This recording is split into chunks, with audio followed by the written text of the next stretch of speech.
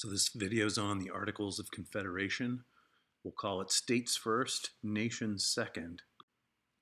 Here's a photo of a cover page of one of the editions of the Articles. All right, some background. So this was America's first attempt at a governing document for the whole little early country. The Second Continental Congress of 1775 decided this document needed to be written. John Dickinson led the charge. He was a delegate, I think, from Delaware, if I remember right.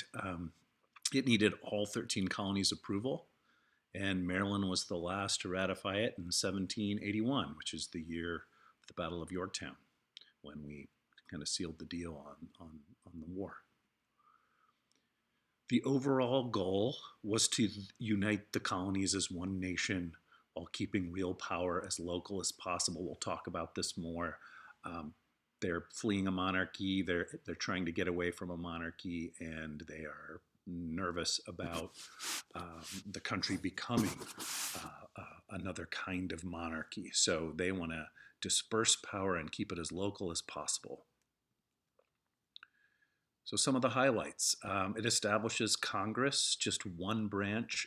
There's not an executive branch or judicial branch, just one house of one Congress. Each state gets one vote.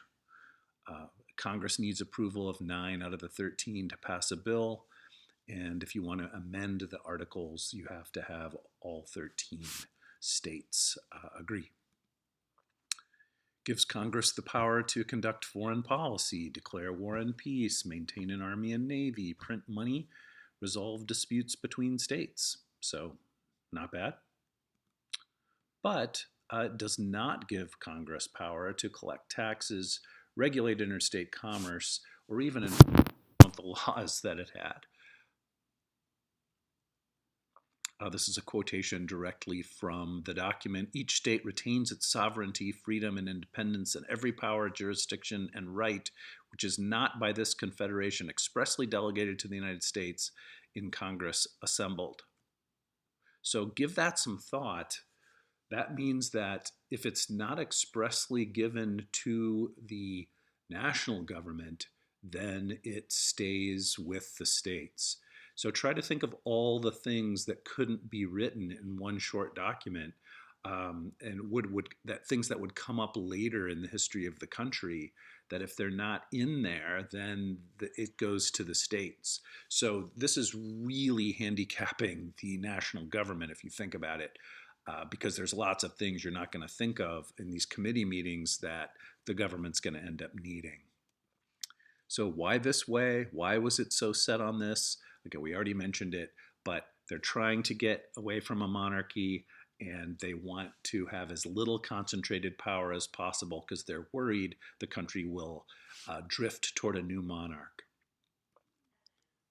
So there were some major problems. Among them, the lack of a chief executive made timely decisions impossible.